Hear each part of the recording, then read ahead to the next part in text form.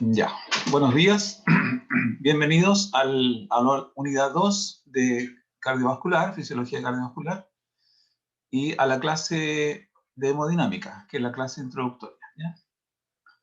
En esta clase vamos a ver una generalidad de la fisiología cardiovascular, ¿ya? Que corresponde a la DO2, ¿ya? O a la oferta de oxígeno, o al delivery de oxígeno también, que se llama. Y vamos a hablar después, ¿no es cierto?, más extensamente de hemodinámica y las definiciones o las fórmulas de gasto cardíaco. Los resultados de aprendizaje es que ustedes puedan explicar los conceptos de gasto cardíaco, apliquen las diferentes fórmulas que lo describen para resolver ejercicios, y también puedan reconocer las mayores variables hemodinámicas de la circulación, incluyendo la ley de Poiseuille, que ya fue vista un poquito previamente, ¿ya? Entonces partimos con la introducción, que sería la DO2, o también conocida como la oferta de oxígeno o el delivery de oxígeno, ¿ya? En primer lugar, la enfermedad cardiovascular es la principal causa de muerte en adultos en el mundo, ¿ya?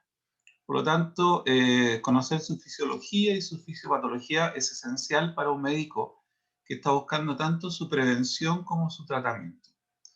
Como ustedes saben, la competencia sello de la Escuela de Medicina de la UTA es la educación de la población, ¿ya?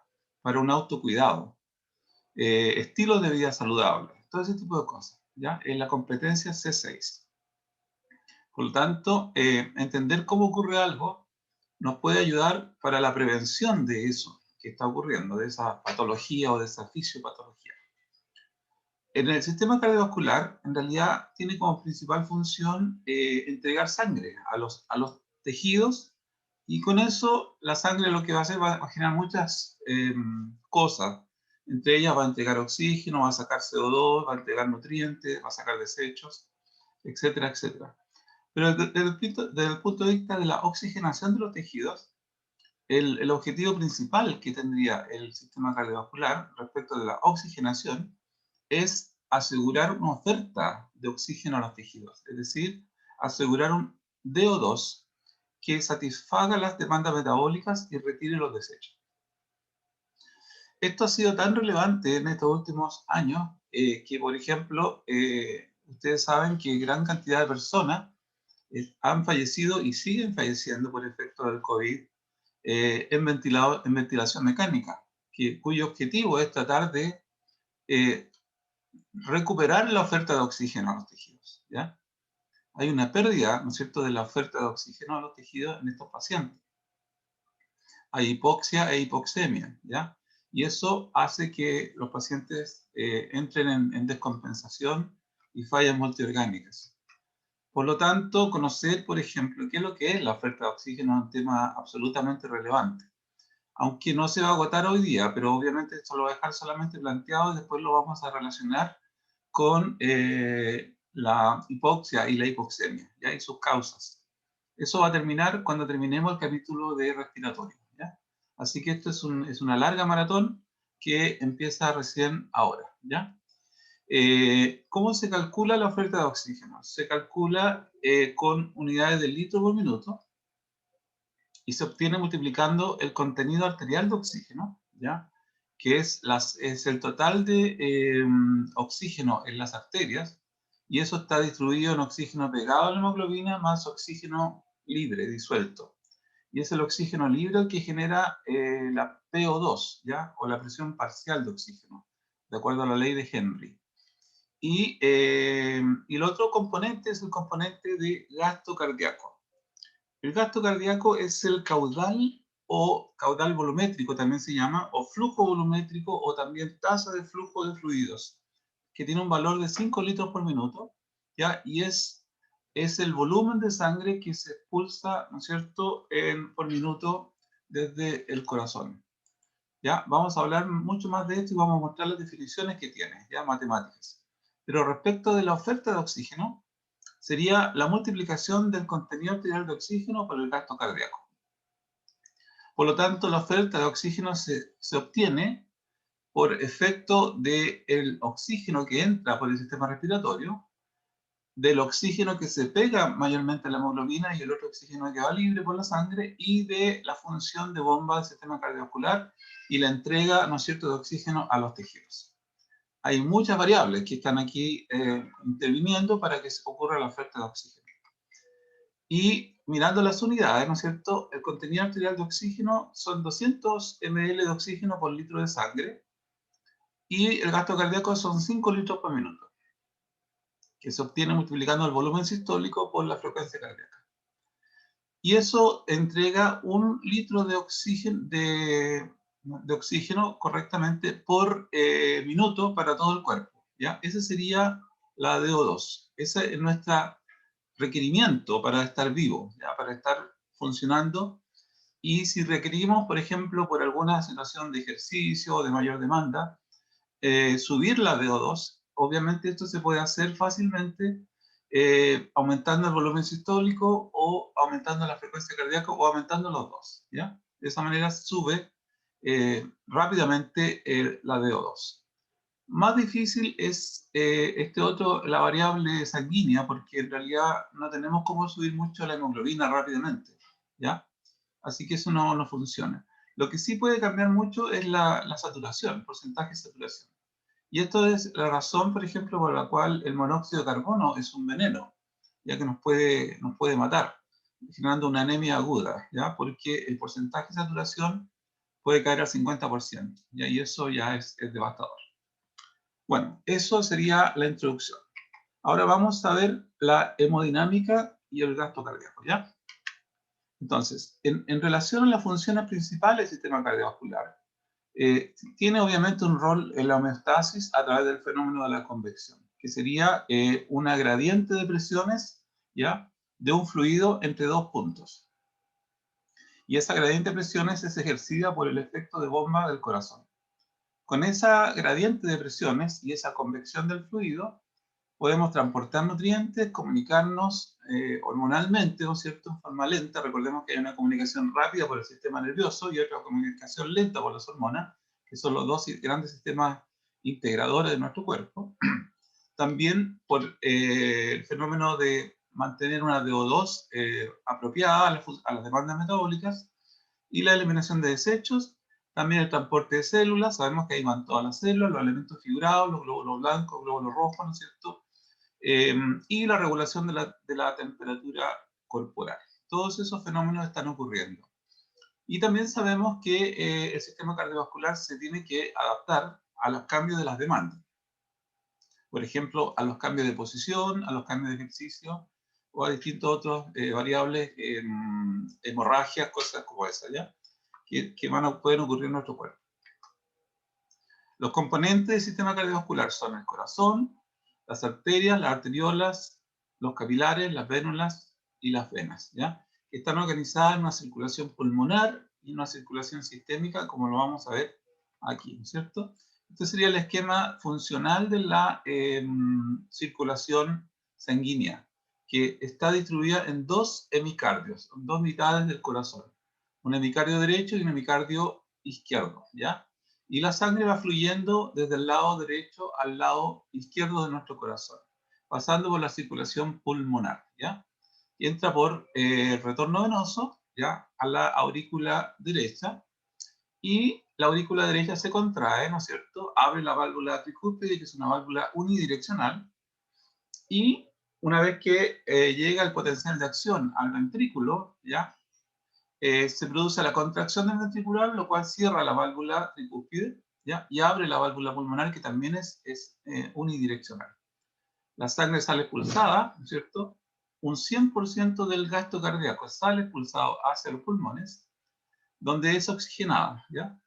Y ese 100% de sangre entra a la aurícula izquierda, ¿ya?, en un sistema de presiones bajas. ¿Ya? Aquí la presión es bastante baja, pero también la resistencia es baja, ¿ya? No es tan relevante en ese caso tener una presión alta. Además que también necesitamos que la sangre pase, se oxigene correctamente, ¿ya? Así que no nos interesaría que pase muy rápido, tiene que pasar lentamente. Y, ¿no es cierto?, la sangre llega al al ventrículo, a la aurícula, perdón, izquierda, llega, y el potencial de acción, recordemos que los aurículas están eléctricamente comunicadas, son ese inciso funcional. Entonces, cuando hay un potencial de acción en la aurícula derecha, también eso se transmite por el haz, ¿no es cierto?, de Bachmann hacia la aurícula izquierda, ¿ya? Y se produce entonces la contracción, eso impulsa la sangre hacia el ventrículo izquierdo, se abre la válvula en forma unidireccional, ¿no es cierto?, la válvula mitral, y se llena el ventrículo izquierdo, ¿ya? Y el potencial de acción ahora ya está llegando al ventrículo, y una vez que está lleno se produce, ¿no es cierto?, la sístole o contracción del ventrículo izquierdo. Esto cierra la válvula mitral y abre la válvula aórtica, lo cual expulsa, ¿no es cierto?, el volumen en un gasto cardíaco, ¿no es cierto?, que corresponde al 100% del gasto cardíaco de nuevo, hacia la circulación sistémica. En la circulación sistémica, desde la aorta se derivan una serie de arterias, ¿cierto?, hacia el cerebro, hacia la circulación coronaria propiamente tal, hacia renal, gastrointestinal, esquelético y piel. Y lo que aparece acá son los porcentajes del gasto cardíaco en los cuales se va distribuyendo el gasto cardíaco, ¿ya? Entonces, solamente un 15% va al cerebro, un 5% al coronario, 25% renal, 25% gastrointestinal, 25% al músculo y 5% a la piel. Estos porcentajes no son estables, sino que pueden variar, ¿ya? Especialmente, por ejemplo, en condiciones de mayor demanda física, ¿ya? Donde el porcentaje de sangre que va a los músculos puede aumentar dramáticamente. Pero para que aumente tiene que disminuir algo. Lo que puede disminuir muy fácilmente es el flujo hacia renal y hacia gastrointestinal, ¿ya? Entonces tenemos formas de generar vasoconstricciones, ya, por receptores alfa 1 adrenérgicos, ya, hacia renal y hacia gastrointestinal, y tenemos una manera de aumentar el flujo por receptores beta 2 adrenérgicos, que son vasodilatadores, hacia músculo esquelético. Y de esa manera podríamos tener una mayor oferta de oxígeno hacia el músculo esquelético y suplir una demanda de mayor demanda de O2, de oxígeno, en el músculo esquelético. Una vez que ocurre la función en cada uno de estos órganos, sale la sangre, ¿no es cierto?, con menos oxígeno, porque ya se ocupó, y más CO2, ¿ya? Y también puede salir con algunas hormonas y algunos otros desechos y tóxicos. Y, ¿no es cierto?, esa sangre después se mezcla, ¿no es cierto?, en lo que se llama la sangre venosa mezclada en la vena cava. Y desde ahí se devuelve de nuevo hacia la aurícula derecha para volver a oxigenarse y volver a completar el ciclo nuevamente. Este es un ciclo que es direccional, ¿no es cierto?, y está, ¿no es cierto?, en serie, ¿ya?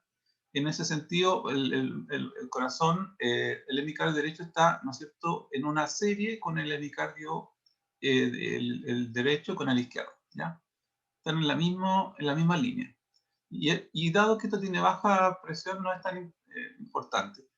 Baja resistencia, perdón. Acá, sin embargo, todos los órganos están en paralelo, ¿ya? Por lo tanto, la resistencia al flujo que tenga cada uno de ellos es igual a la suma de sus inversos de resistencia, ¿ya? Como lo mostró la doctora Cabanas. Voy igual a mostrarle un ejemplo de esto. Significa que si yo agrego, por ejemplo, un nuevo órgano acá, y ese órgano le doy perfusión, en realidad la resistencia no va a aumentar en el sistema, ¿ya? Incluso va a disminuir un poquito, porque se va a derivar todavía más el flujo en otro órgano, ¿ya? Así que bien interesante. Ahora, otra cosa importante es saber cuánto sangre está circulando. Normalmente se dice ya por distintas mediciones, porque esto depende de la altura, del peso, de la edad, de un montón de variables, entre el 7 al 8% del peso de una persona sería sangre. Es decir, una persona de 100 kilos podría tener fácilmente 7 u 8 litros aproximadamente de sangre, ¿ya? Y eso es lo que va circulando, ¿no es cierto?, a un flujo, a un caudal, que sería el gasto cardíaco de 5 litros por minuto en promedio también, ¿ya? Para una persona normal. Y el hecho que en cada parte del sistema cardiovascular, por ejemplo, en el pulmón sea 100%, en el hemicardio izquierdo sea 100% del gasto cardíaco, en el hemicardio derecho sea 100%, y que en todos los tejidos sea 100%, en todas las arterias sea 100%, sumando todas las arteriolas, las vénulas y las venas sea 100%. Eso se llama principio de continuidad, ¿ya? Significa que yo no voy a perder el gasto cardíaco. El gasto cardíaco tiene que seguirse manteniendo porque no hay una hemorragia, aquí no hay una pérdida, ¿ya? Como podría pasar. ¿Ya? Esta es la circuitería que tenemos que entender, ¿ya? Y así es como está organizado funcionalmente, pero cuidado, que no está anatómicamente, sí, porque anatómicamente están los dos puntitos, ¿no es cierto? Y están entremezclados. Así que eso también hay que tenerlo presente. Ya. Entre medio de, entonces, de acuerdo al principio de continuidad, ¿no es cierto? Vamos a tener que el flujo del 100% del gasto cardíaco va a pasar por todas las arterias y va a pasar por todas las arteriolas, y después el 100% va a pasar por todos los capilares, y ese 100% va a juntarse en todas las vénulas, y el 100% va a devolverse en la vena cava hacia el hemicardio derecho, ¿ya? En la microcirculación tenemos todo el fenómeno de intercambio, ¿ya? Todo lo que llamamos de intercambio, ¿ya? Las leyes de Starling, de presiones hidrostáticas, oncóticas, etcétera, que las vamos a ver más adelante, van a permitir el intercambio de gases, de nutrientes, de líquidos, de fluidos, ¿no es cierto? Y de desechos de vuelta a la circulación, ¿ya? Así que acá tenemos todo el proceso metabólico va a estar ocurriendo aquí, en los lechos capilares. Y por eso vamos a tener una clase especial de la microcirculación. ¿Cómo se va distribuyendo la sangre, ¿no es cierto?, a medida que va pasando por los distintos tejidos y distintas áreas, digamos, de arterias, arteriolas, capilares y venas y vena cava. Se distribuye de la siguiente forma, ¿ya? Se distribuye de acuerdo al área y a la superficie de intercambio. Si ustedes se dan cuenta, aquí tenemos cada vez un área que va subiendo. El área está en morado, ¿no es cierto? Las arterias, aquí está el número de arterias que tenemos. Va subiendo el área, la arteriola tengo un área mayor, porque se va distribuyendo mayor cantidad, ¿no es cierto? Después las capilares tengo un área muy, muy, muy, muy grande, ¿no es cierto? Aquí es el área seccional cruzada en centímetros cuadrados, 2500 versus un área muy pequeñita de la aorta, por ejemplo. Y después en las venas empieza a disminuir el área, porque ya empieza a agrandarse el radio. A medida que se va agrandando el radio, entonces el área que cubre es menor, ¿ya? Y acá lo que sí observamos es que el volumen es muy interesante cómo va cambiando, ¿no es cierto? En la arteria tengo un 11% del volumen, y ese volumen que está en la arteria se llama volumen circulatorio efectivo, ¿ya? Es el volumen que permite la perfusión de los tejidos, el volumen que permite, ¿no es cierto?, la oxigenación. En cambio, en los capilares tengo un volumen muy, muy pequeño y una gran área, ¿ya? Y esto lo que significa es que entonces esta gran superficie que yo voy a tener, ¿ya?, con un pequeño volumen, me asegura que voy a estar en capilares pequeñitos, ¿ya? Y esos capilares pequeñitos probablemente van a tener una velocidad de flujo, ¿ya?, de la sangre muy pequeña. Y eso lo vamos a ver enseguida, y eso es lo que quizás es el corazón de la hemodinámica, ya entender que el área seccional cruzada de los capilares es tan grande que permite que la velocidad con que la sangre atraviesa un cierto área, ¿ya?, es muy baja. Y eso permite y favorece el intercambio. En cambio, aquí vemos que la velocidad vuelve, ¿no es cierto?, a aumentar, porque tengo un volumen, ¿no es cierto?, mucho mayor en el área venosa. Después, las áreas aquí casi ni aparecen, ¿no es cierto? El área de, por ejemplo, o sea, el volumen, perdón, el volumen, muy pequeñito el volumen que hay en la cava o en la aorta, comparado con los otros volúmenes. Ahora, si sumamos los volúmenes que aparecen acá, ¿cuánto nos da? Pregunta. 70, 65 más 5, 70 más 11. 81. Ya, ¿y dónde está la otra sangre? ¿Dónde está?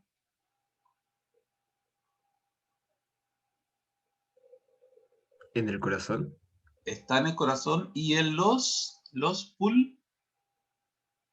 Pulmones. Pulmones. Ahí está el otro volumen, tiene que estar ahí, ¿no es cierto?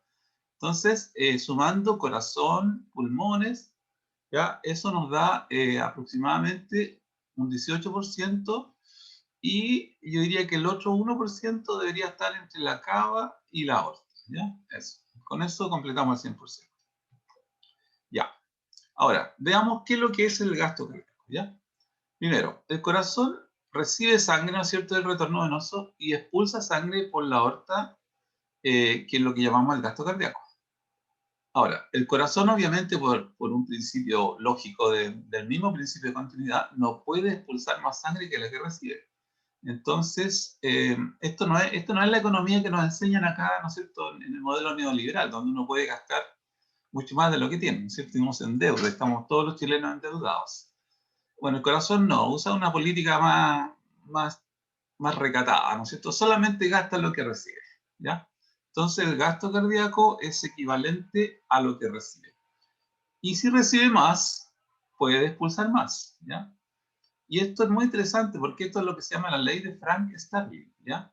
Que asocia el retorno venoso con el gasto cardíaco. A mayor retorno venoso, mayor gasto cardíaco. Es muy, muy bonito eso y lo vamos a ver también. Ahora espero mostrarles algunas cosas al final de la clase, ¿ya?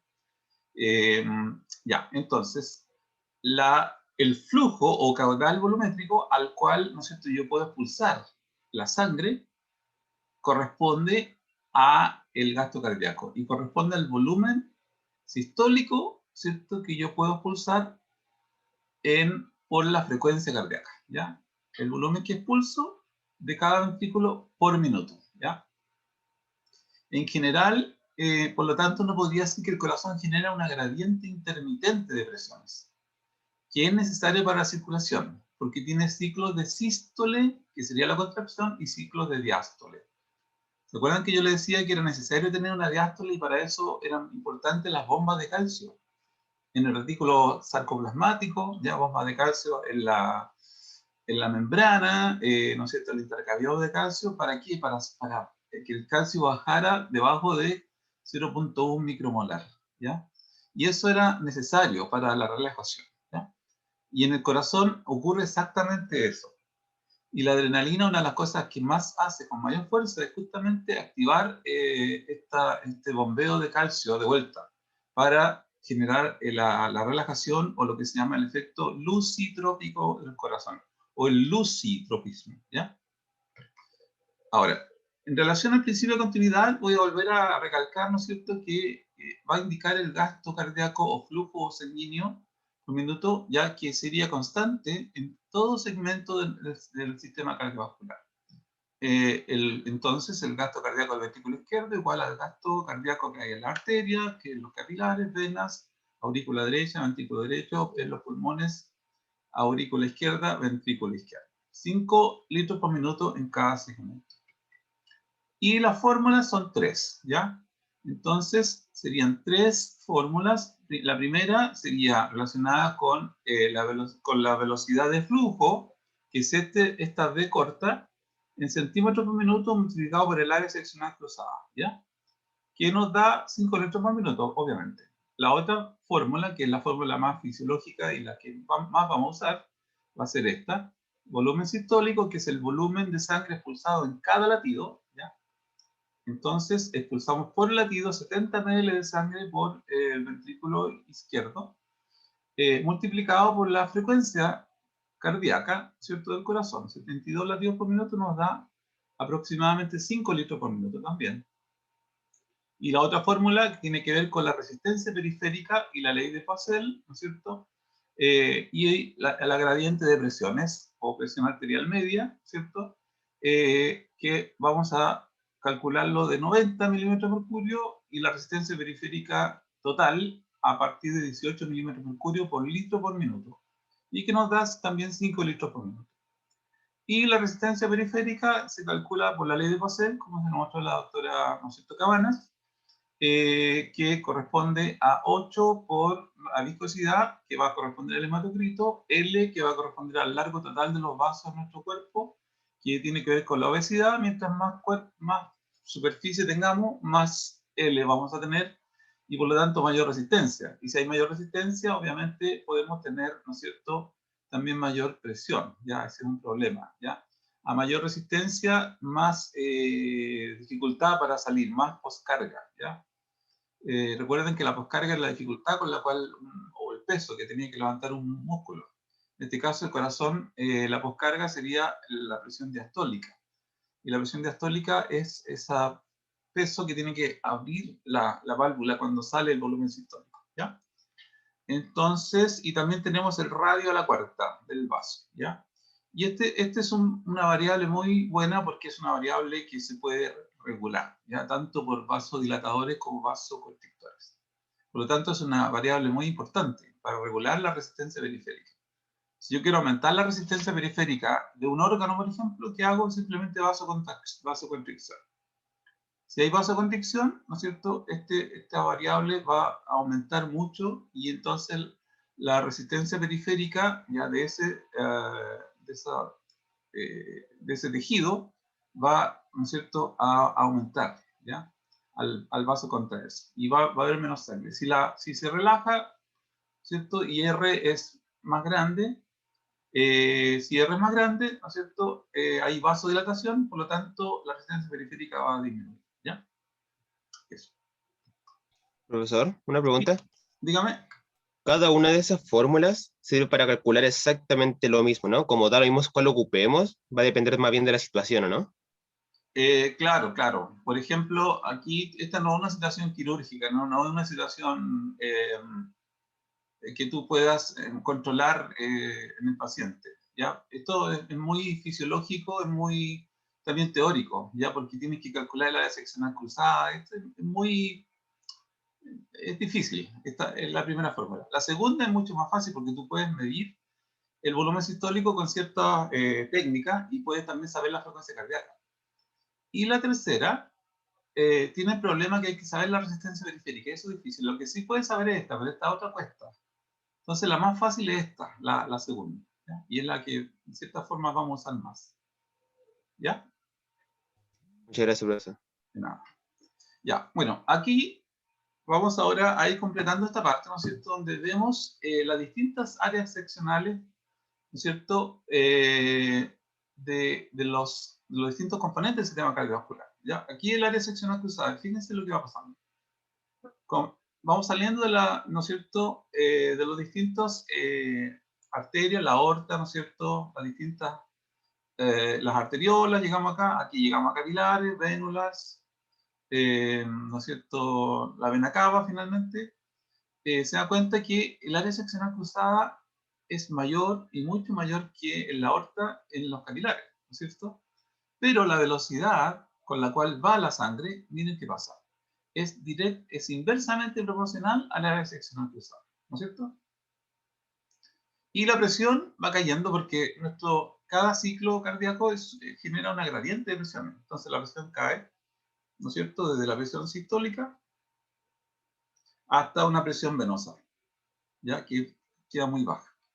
Y lo que me gusta de este esquema es que aquí va mostrando un solo vaso, ¿ya? Si me concentrara solamente en un vaso, vería que la aorta tiene un área seccional muy grande comparada con el área seccional de un capilar, ¿ya? Si yo comparo uno a uno, no me sirve. Tengo que calcular el total, ¿ya? Son muchos millones y millones de millones de capilares que se suman, ¿ya? Y acá es solamente una aorta. Entonces, cuando uno compara uno a uno se equivoca. Tiene que comparar todos los capilares versus una aorta. Y en ese caso, los capilares le ganan por lejos a una aorta. O lo mismo que en la vena. Entonces, aquí está cómo es el área seccional cruzada, ¿no es cierto? ¿Y cómo va? ¿A qué velocidad va? Aquí, ¿no es cierto?, en la aorta va en un Ferrari, en los capilares va caminando tranquilamente y en las venas vuelve a retomar su velocidad. Y acá se va mostrando la presión. La presión está cerca de 100, la presión media, ¿no es cierto?, en la aorta, después llega a 30, ¿no es cierto?, y empieza a bajar desde ahí en los capilares, y en las venas llega a 5. Y acá está el flujo, el volumen, perdón. 11% volumen circulatorio efectivo en las arterias, 5% en los capilares, y 65-67% en las venas, el volumen sanguíneo. Y, ¿no es cierto?, acá se muestra el principio de las velocidades. Si yo voy haciendo más estrecho un tubo, el área seccional cruzada va a disminuir si solamente es un tubo, ¿no es cierto? Cuidado con eso. Y la velocidad a la cual vaya va a ser, ¿no es cierto?, directamente proporcional a la disminución del área seccional cruzada, ¿ya? Entonces, aquí disminuimos 5 veces el área seccional cruzada y aumentó la velocidad de flujo 5 veces, ¿ya?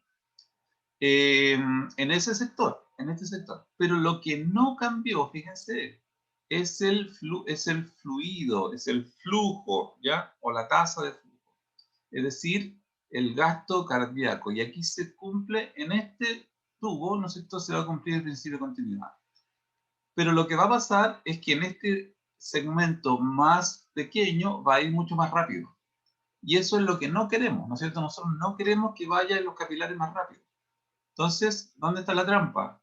La trampa es que los capilares, claro, tienen cada uno de ellos un área seccional cruzada más pequeña, pero entre todos ellos hacen una área seccional cruzada muy grande, ¿ya?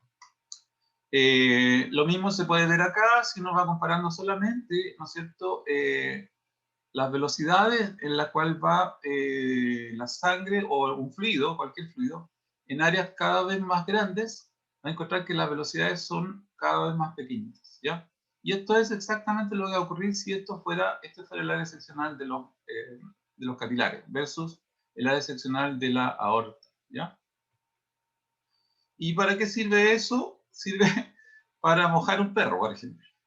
Aunque parezca divertido, pero así es. Porque cuando uno está con una manguera regando, ¿no es cierto?, y de repente pasa un perro muy feliz por afuera y uno dice, ah, ¿cómo lo alcanzo? ¿Cómo lo alcanzo? Es fácil. Tiene que disminuir el radio del área seccional cruzada de la manguera, ¿no es cierto? Y ahora la velocidad con que sale el agua va a permitirle llegar mucho más lejos.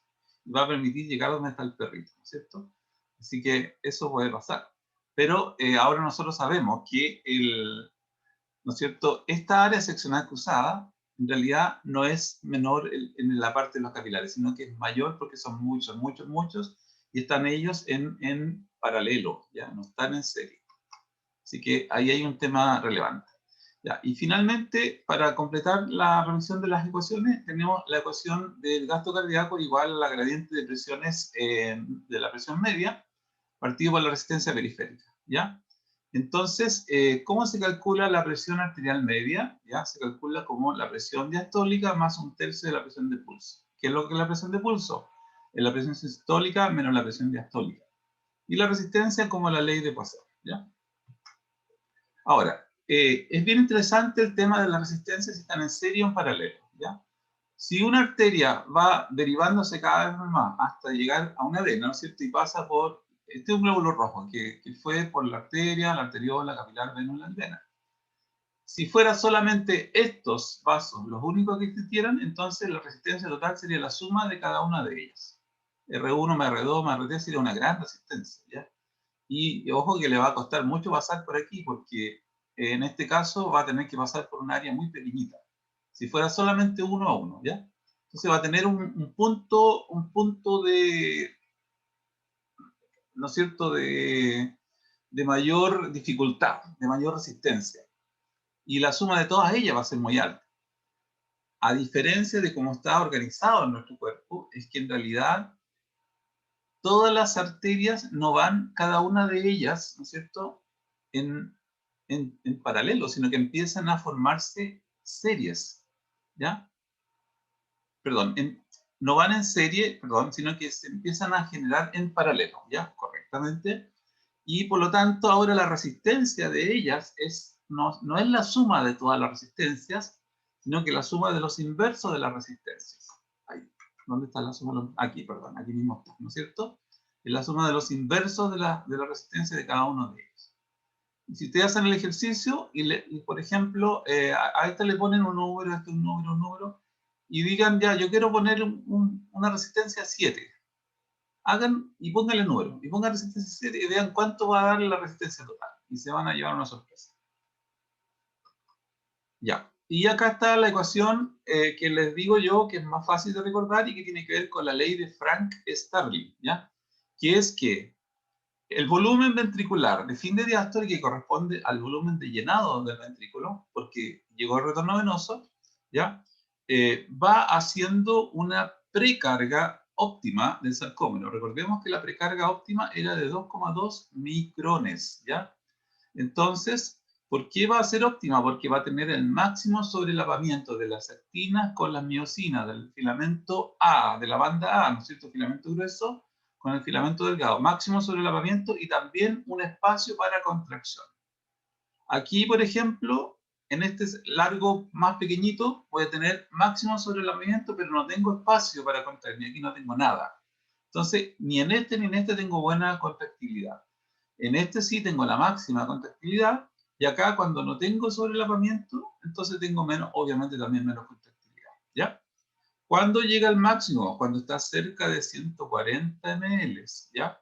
Ahí va a ocurrir un buen sobrelapamiento, ¿ya? Y va a ocurrir que si tengo una, ¿no es cierto?, una fracción de eyección de 0,5, voy a lograr eyectar de los 140, que es el volumen diastólico final, voy a lograr eyectar la mitad, que serían 70 ml, y es lo que llamamos volumen sistólico.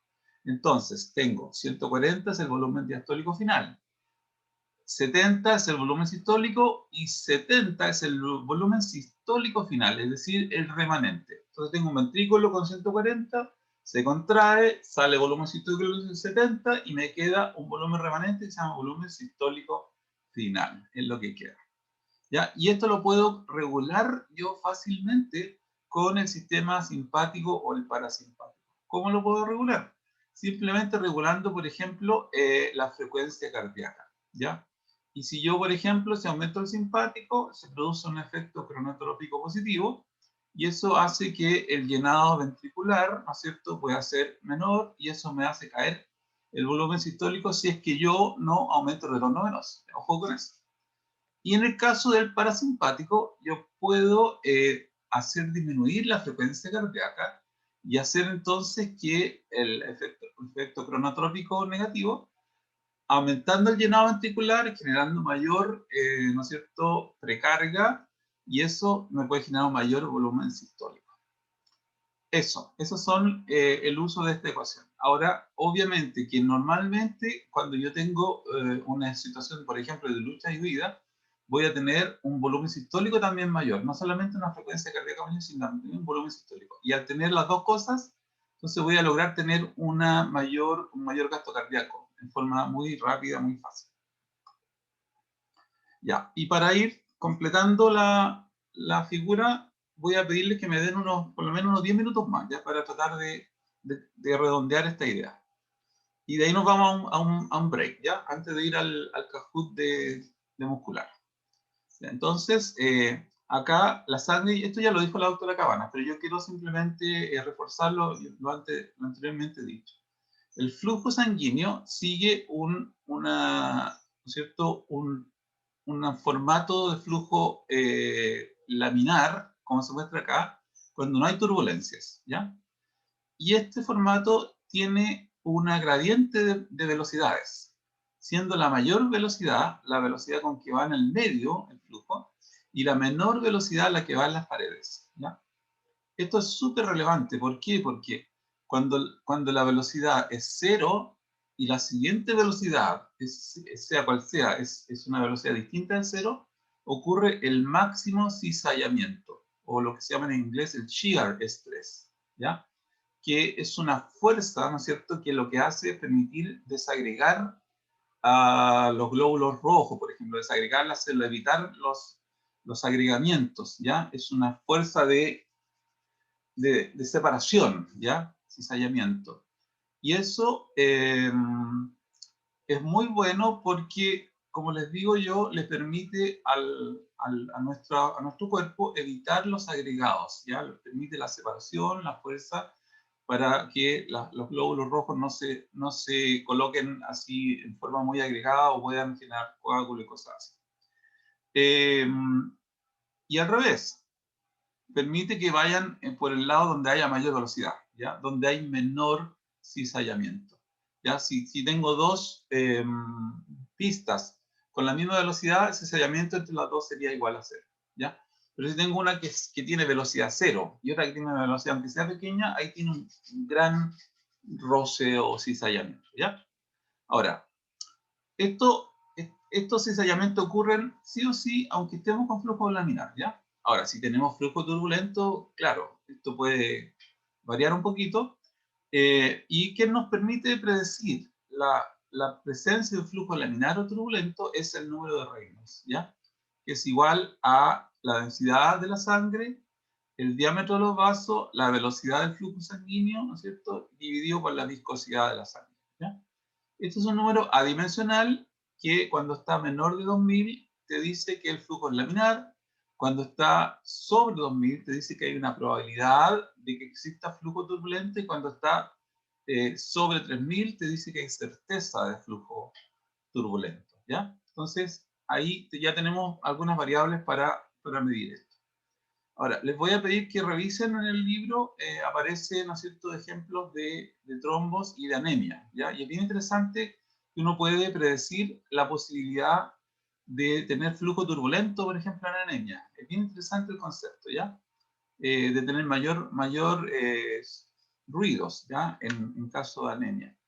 A ver, voy a echar una mirada aquí, sí, rápidamente. Claro. Entonces, por ejemplo, la anemia dice una disminución del hematocrito, disminución de la masa debido al flujo sanguíneo turbulento, produce soplos funcionales. El número Reynolds pronosticador de turbulencia es mayor en la anemia debido a mayor viscosidad sanguínea, a la menor viscosidad sanguínea. Una segunda causa, aumento del número de Reynolds en los pacientes con anemia, es un gasto cardíaco elevado, que provoca una mayor velocidad de flujo sanguíneo, ¿ya? Entonces ahí tengo dos variables.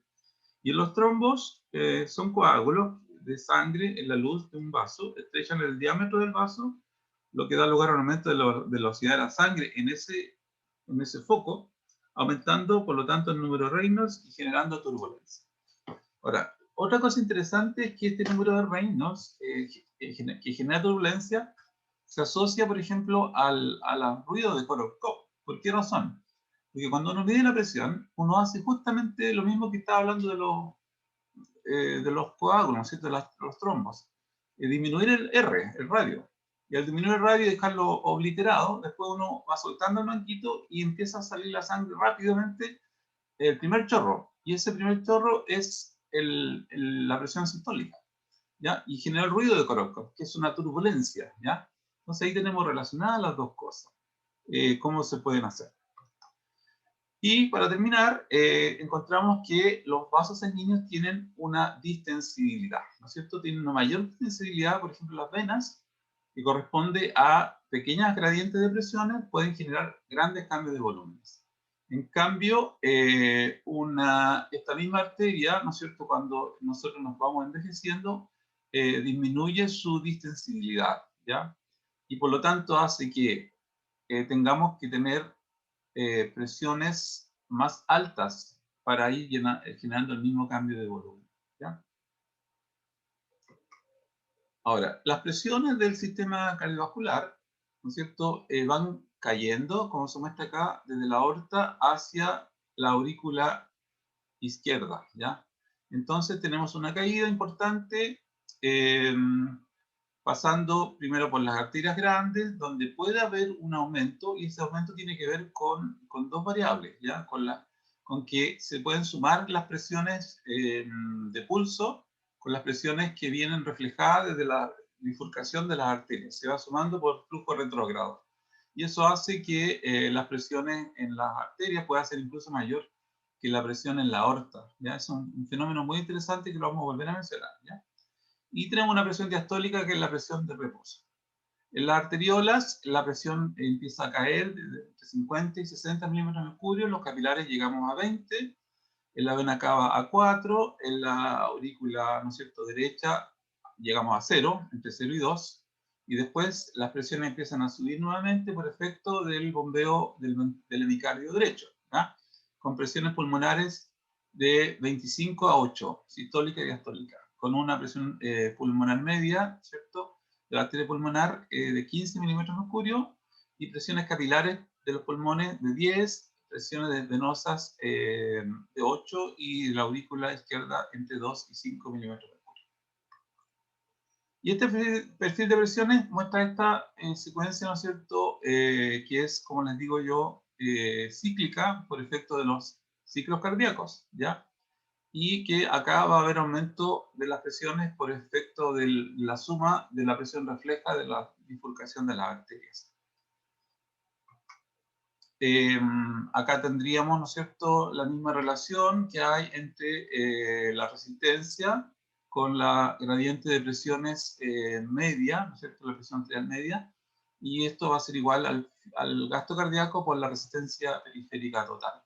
Es decir, las presiones pueden cambiar. Si yo aumento el gasto, va a aumentar la presión. Si aumento la resistencia, aumenta la presión, ¿ya? Es bien importante esta fórmula también para entender eso. ¿Cómo puede uno aumentar la presión? Por ejemplo, si hago vasoconstricción, aumenta la presión.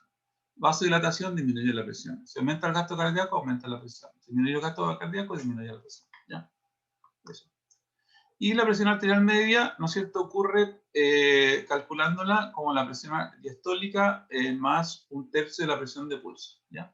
Que está indicada acá, como la diferencia, ¿no es cierto?, entre la presión sistólica y la diastólica dividido por 3. ¿Y por qué dividido por 3? Porque en realidad el lado, digamos, la integral debajo de la curva, si dividiera yo entre 2, ¿ya?, está más cerca, hay más área en el lado cerca de la presión diastólica, que es cerca de la presión sistólica, ya hay menos área, aquí hay 1/3, acá hay 2/3. Por eso se habla que la presión de pulso es dividido por 3, ya la diferencia es dividido por 3. Ya. Y acá vemos una descotadura dicrótica, ¿no es cierto?, que corresponde al prolapso de la válvula aórtica. Eso lo vamos a mencionar también en otra clase. Y las curvas de presiones pueden cambiar, ¿no es cierto?, con presiones arteriales mayores en pacientes añosos con arteriosclerosis, o puede disminuir estas presiones en el caso de un paciente con una poscarga aumentada, como la estenosis aórtica, versus el paciente con una gradiente de presiones normales, ya que tiene tanto resistencias periféricas normales, tiene la distensibilidad de las arterias normales y tiene, ¿no es cierto?, la funcionalidad de su válvula normal, ¿ya? Entonces genera una gradiente normal, pero si la funcionalidad de la válvula impide la salida, obviamente que la presión sistólica va a ser menor, porque yo no puedo sacar toda la sangre contra una resistencia aumentada en la válvula aórtica. O yo puedo expulsar el volumen de sangre y como los vasos están rígidos, un pequeño cambio de volumen me va a generar un gran cambio de presión, ¿ya? Y eso es lo que me va a generar la hipertensión en los pacientes adultos, ¿ya? Con presiones arteriales medias mayores que la normal. Y en este caso, el estenótico, yo voy a esperar presiones arteriales medias menores, ¿ya? Eso. Ya, entonces ahora estamos en condiciones de tener un break de 10 minutos. Ya voy a dejar de grabar y nos vamos entonces a descansar 10 minutos y volvemos a hacer el Kahoot de muscular, ¿ya?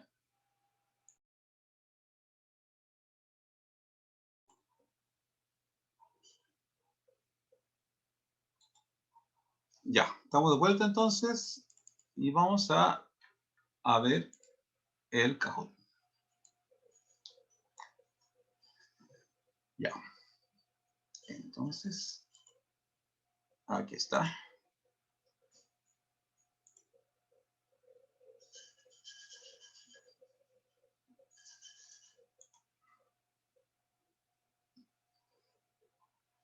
A ver si tienen buena memoria.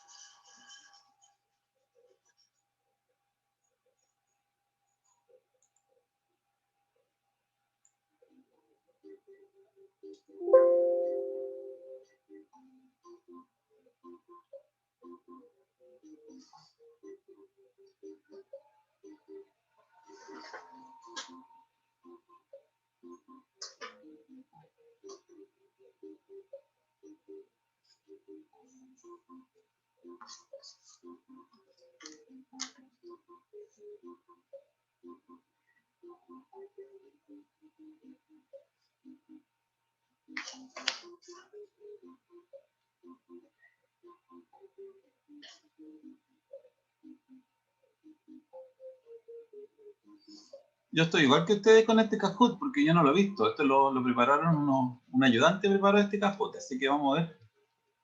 Vamos a ver cómo nos va, ¿ya?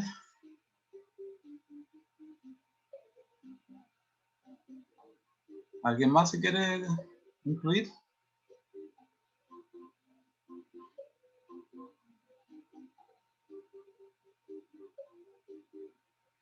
Ah, la Constanza faltaba, ¿eh?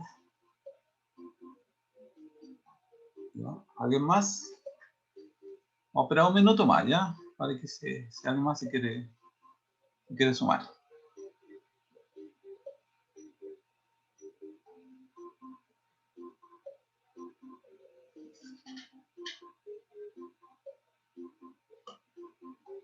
Ya, último llamado.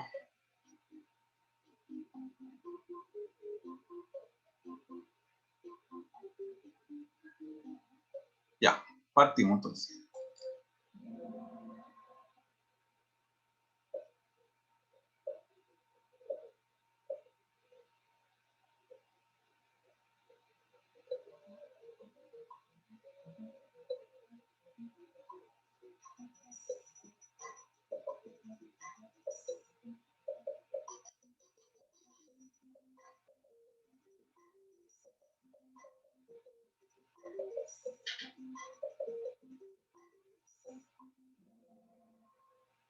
Muy bien, se une a la troponina C. Exactamente. Bien. La Rocío, adelante, veamos cómo sigue la cosa.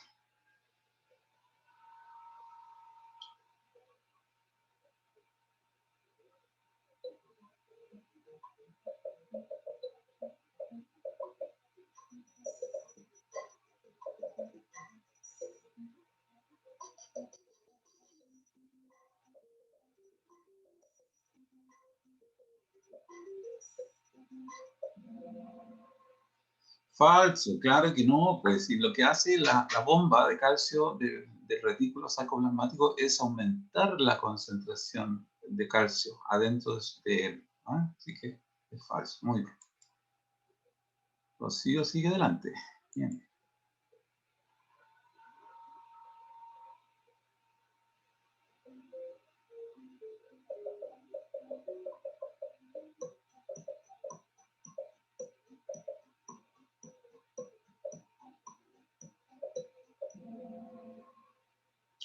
No, el ATP le permite que se suelte y que se energice de nuevo, ya eso. Nada, no le permite, no es la unión, ya. Le permite que es el soltado. Recordemos que cuando no hay ATP, se produce el rigor mortis, ya, que es la situación donde el músculo queda contraído. ¿Por qué? Porque no se pudo soltar, las cabezas de miocina de la actina en ausencia de ATP, ya. Por lo tanto, no es eso lo que hace la ATP, sino que es soltar. Y Bárbara, wow. Ya, vamos.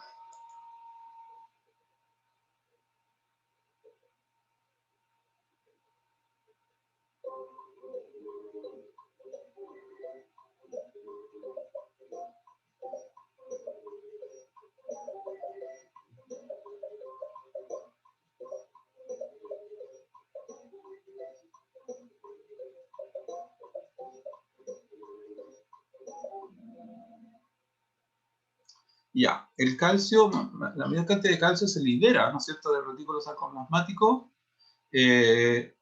Dice aquí desde el sarcoplasma, no es el sarcoplasma, ¿no es cierto?, sino que desde el retículo. Porque estaba bien aquí el receptor de renadina, que está bien. Si hubiera dicho aquí del retículo sarcoplasmático o el receptor de renadina, ahí estaría bien. Pero dice sarcoplasma, y entonces ahí ubica el receptor en la membrana plasmática. Y eso está mal, ¿ya? Eso. Siguiente. Bárbara, adelante. Vemos.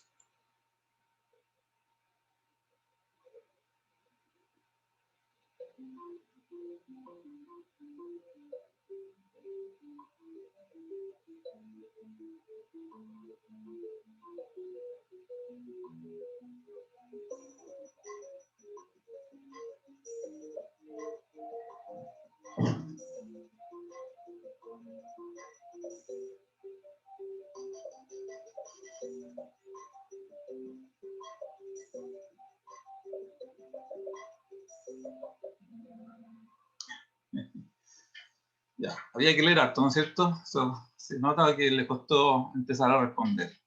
Bueno, la banda A corresponde a los filamentos de miosina, ¿cierto? Al filamento grueso, esa es la banda A.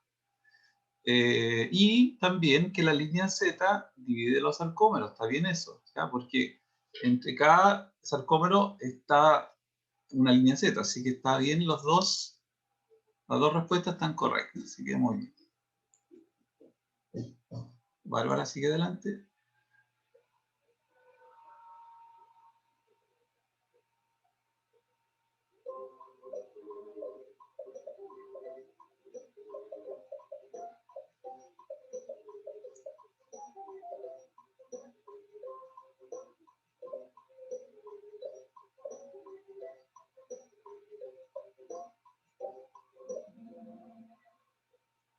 Ya, la contracción del músculo esquelético solamente está bajo control voluntario, no es cierto, ¿ya? Porque puede haber una contracción músculo esquelético por un reflejo, por ejemplo, y eso no sería voluntario. Ya sería un arco reflejo que no llega a los centros del sistema nervioso superior, llega simplemente a la médula. Ya, está entonces falso por eso, porque el músculo esquelético efectivamente está inervado por el sistema nervioso, ¿no es cierto? El sistema nervioso somático, ¿ya? Que es controlado por la voluntad. Pero el sistema nervioso somático también tiene, ¿no es cierto?, reflejos, y esos arcos reflejos son involuntarios. Ya, por ejemplo, el reflejo rotuliano es absolutamente involuntario. Yo no lo quiero hacer, sino que lo hago porque me da la orden, el mismo receptor me da la orden, ¿ya? Así que por eso es falso. Ya, Bárbara, ahí estamos firmes, la Bárbara. ¿Ves? Ya, vamos.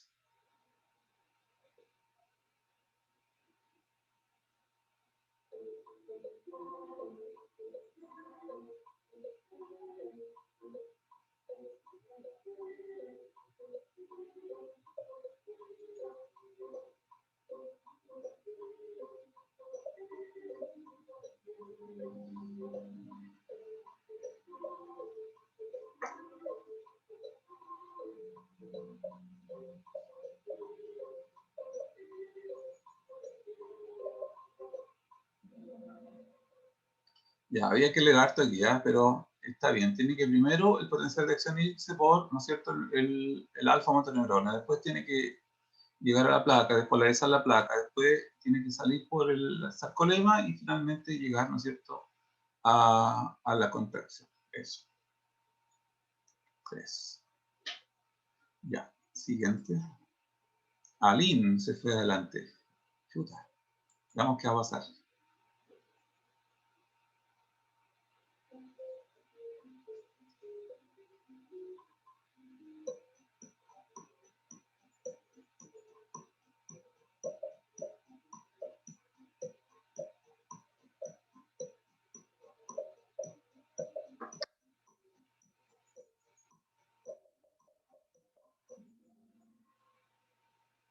Ya, la cola no es el que tiene el sitio de prolactina, es la cabeza, ¿no es cierto? Por eso es falso esa alternativa. Y Bárbara volvió. Y Aline quedó en el segundo lugar. Ya.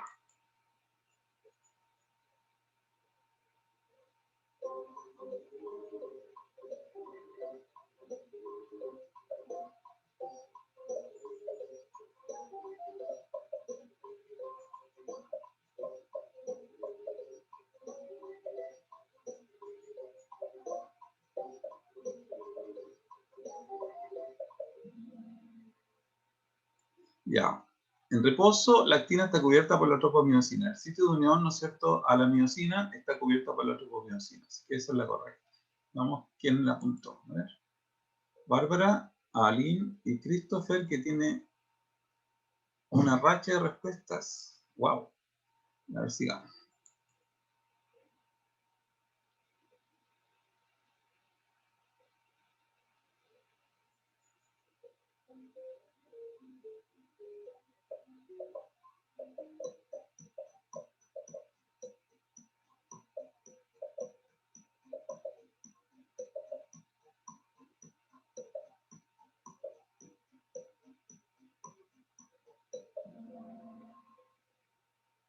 Ya, es la troponina inhibitoria, ¿no es cierto? En ausencia de esta troponina inhibitoria,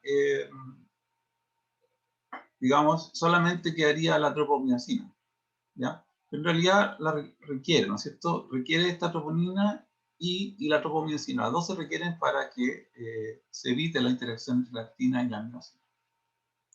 Ya, siguiente, Bárbara, ahí con la llamita. Aline en segundo lugar. Veamos.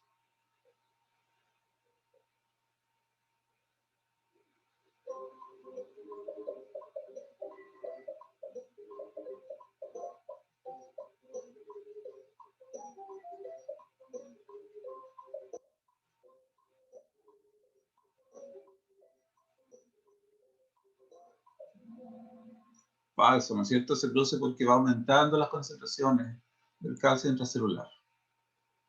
Wow, la Bárbara ahí está absolutamente en racha. Y el Christopher entró al podio. Buena, Christopher. Veamos.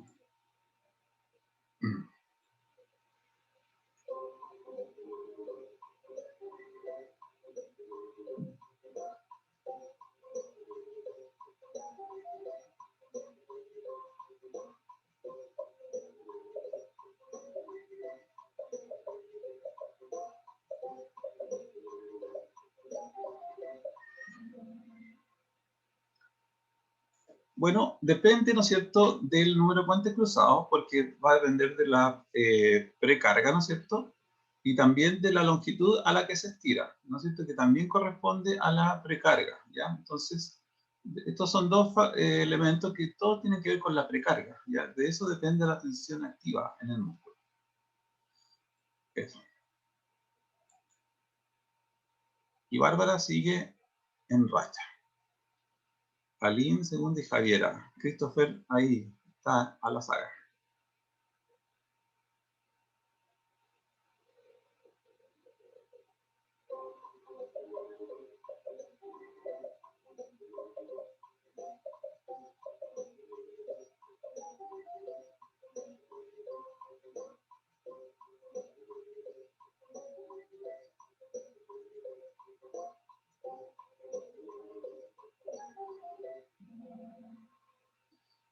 Correcto, ¿no es cierto? La tensión pasiva tiene que ver con las estructuras elásticas del músculo. Y si uno va estirando el músculo, se va oponiendo por esa estructura elástica. Nada más que por eso. Bárbara, se disparó la Bárbara con 9000. Wow. Catherine y Aline. Y Christopher, se están echando para abajo, Christopher, ¿eh? Así que cuidado.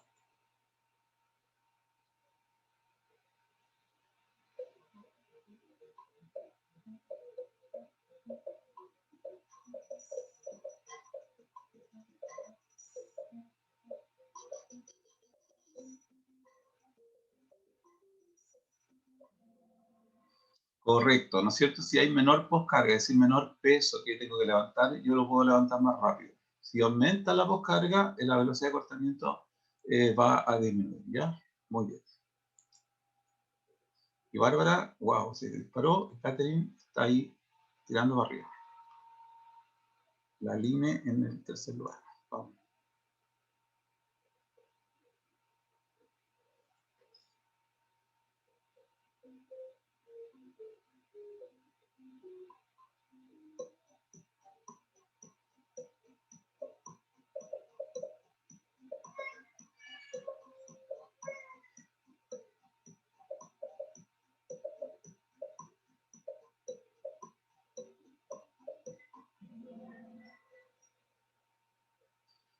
Claro, claro. Claro, si fuera un canal de calcio accionado por una bomba calcio tereasa, es raro, esto no existe, ¿no es cierto? No existe un canal de calcio accionado por la bomba calcio tereasa. Existe sí un canal de calcio dependiente de voltaje, canal tipo L, canales de calcio dependiente del ligando, por ejemplo, ¿no es cierto?, adrenalina, cosas así, o canales de calcio accionados por IP3, ya que también puede ser por acción hormonal. Así que, pero este otro no existe, es una falacia, ¿no es cierto? Ya. Y Bárbara sigue disparada.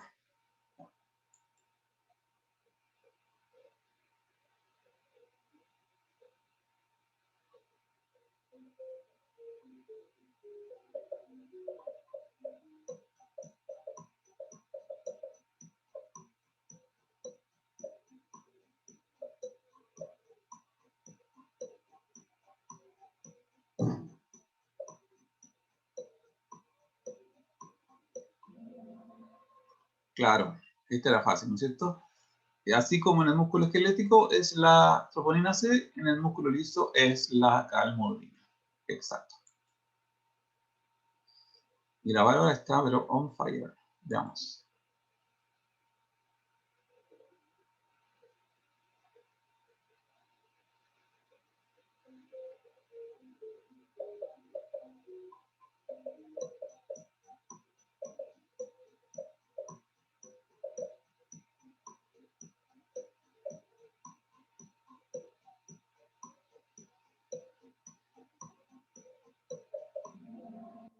Claro que es falso. El fosfatidilnositol bifosfato no difunde, sino que difunde el IP3, ¿ya?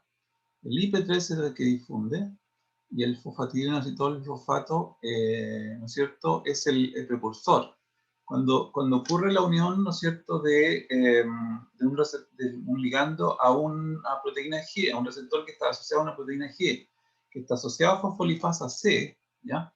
Se produce la hidrólisis de fosfatidilnositol bifosfato en diacilglicerol y IP3. Y es el IP3 el que difunde hacia el retículo y abre los canales de calcio activados por ligando, ¿ya? Eso sería. Es falso. Bien.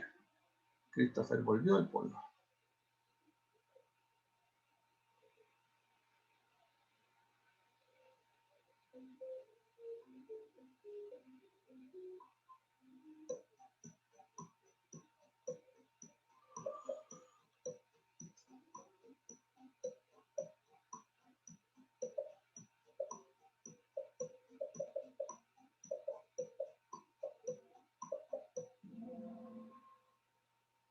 Ya. Bueno, esto está muy largo de leer también, ¿no es cierto?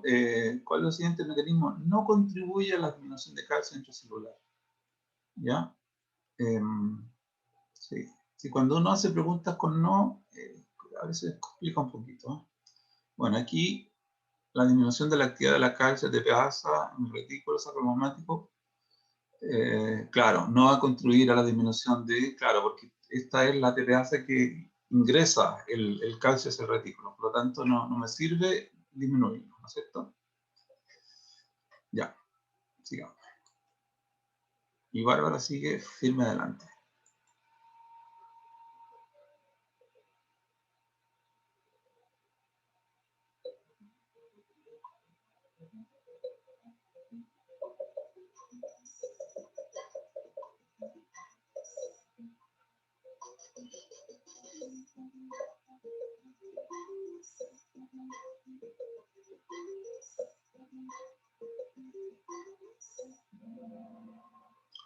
Correcto, el músculo liso no tiene extracciones y tiene control involuntario, ¿no es cierto? Eso es lo que... Bárbara sigue imparable, Aline y Javiera. Y Christopher está ahí, ¿no es cierto?, en el cuarto lugar, esperando su oportunidad.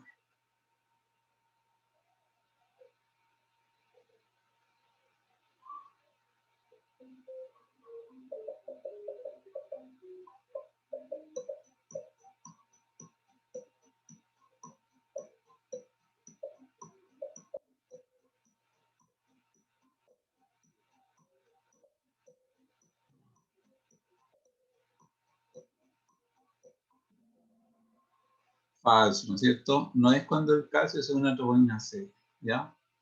Eso. Tiene que ser la calmodulina y después tiene que haber una quinasa que se activa, ¿no es cierto? Eso debe pasar. Ya, Bárbara sigue adelante, Aline, Javiera. Y Lisette, ¿no es cierto? Vamos.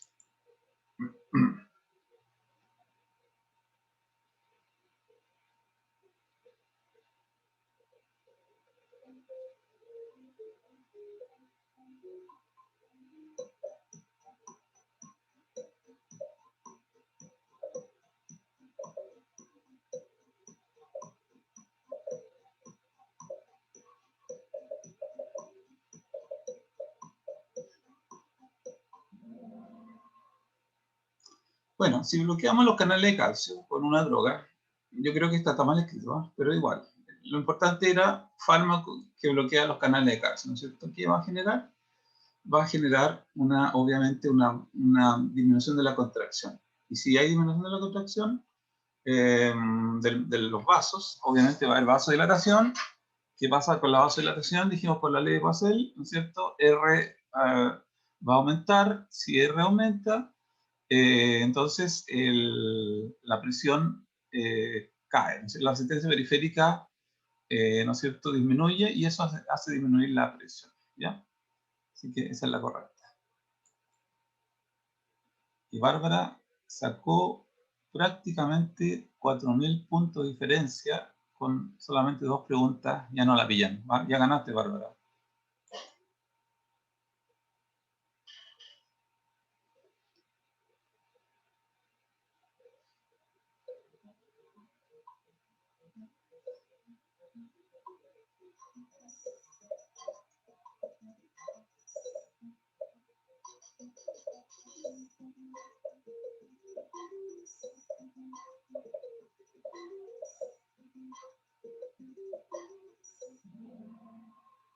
Ya.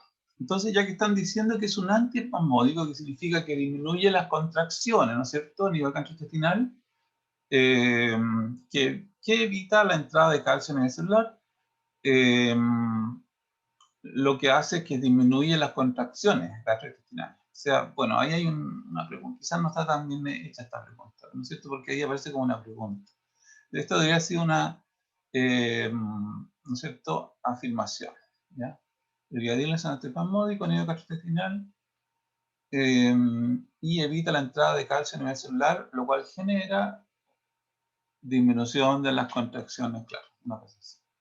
Ya, pero obviamente lo entendieron porque casi todos lo dieron mal. Bien. Buena, Bárbara, te felicito. Muy buen resultado. Nunca había visto un número tan grande. Así que, y la Lynn, notable también, ¿eh? 15 de 22. Y la Javiera con 12 de 22. Así que felicitaciones. La vamos a dejar de grabar entonces.